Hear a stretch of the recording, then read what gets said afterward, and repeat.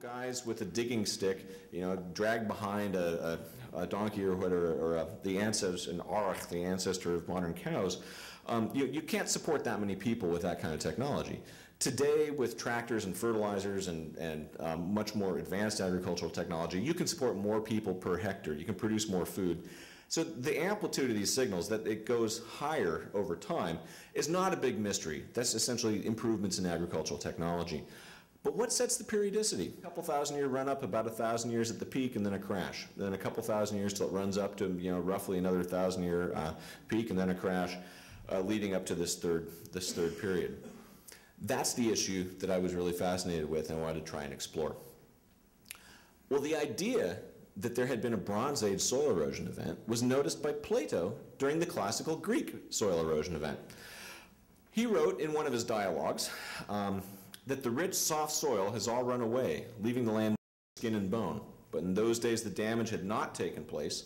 The hills had high crests, the rocky plain of Phelus was covered with rich soil, and the mountains were covered by thick woods, of which there are some traces today.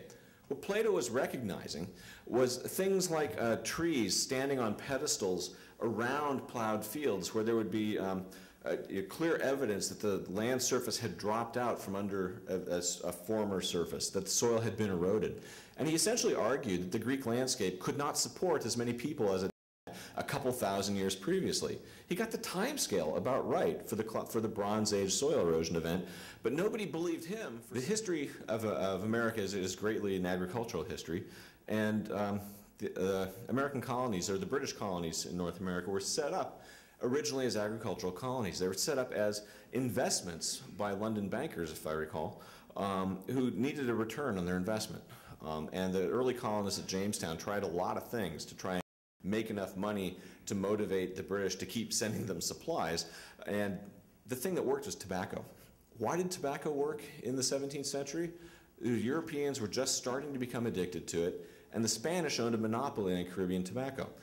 So the English crown realized that if they planted their own tobacco and taxed the hell out of it, they could run their empire off of it, which they then proceeded to do for much of the 17th century.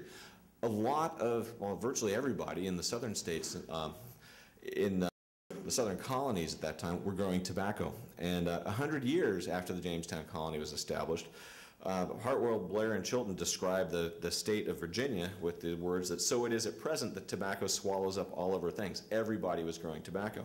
Everything else is neglected. By the time the stumps are rotten, the ground is worn out, and having fresh land enough, they take but little care to recruit the old fields with dung. It was cheaper to clear new forest than it was to essentially manure, to keep the livestock, manure the fields. Why was this important? Well, tobacco was a really, really erosive crop. You could only get about 3 to 5 years of productive tobacco production out of a fresh piece of land before the soil had been exhausted or eroded away. A bit of it every year and clear it and then move around. And labor was really expensive in the American colonies. You had to buy your labor, but land was cheap. You could just take it. In Europe, you had the opposite situation. Land was really expensive and labor was cheap. In fact, they were exporting people as fast as they could put them, kick them out of the countries, like my ancestors. And so you see really different strategies in terms of how people treated their soil develop between Europe and North America starting in about the mid-17th century. As Europeans started to experiment with crop rotations, ways to improve and enhance agricultural soils, Americans were like quite literally clearing the woods as fast as they could grow tobacco and erode the soil off and march westward. Well, this was something that did not escape the notice of the highest echelons of colonial society. And indeed, George Washington, in 1796, in the very early days of our country, wrote to Alexander Hamilton about the problem of soil erosion, that a few years more of increased sterility will drive the inhabitants of the Atlantic states westward for support, whereas if they were taught how to improve the old instead of going in pursuit of new and productive soils, they would make these acres, which now scarcely yield them anything, turn out beneficial to themselves. What Washington was arguing is that land abuse, the problem of soil erosion, would drive American society westward inevitably simply in pursuit of fresh soil to farm. And recall, this is long before arguments about manifest destiny or that we were somehow fated to overrun the continent.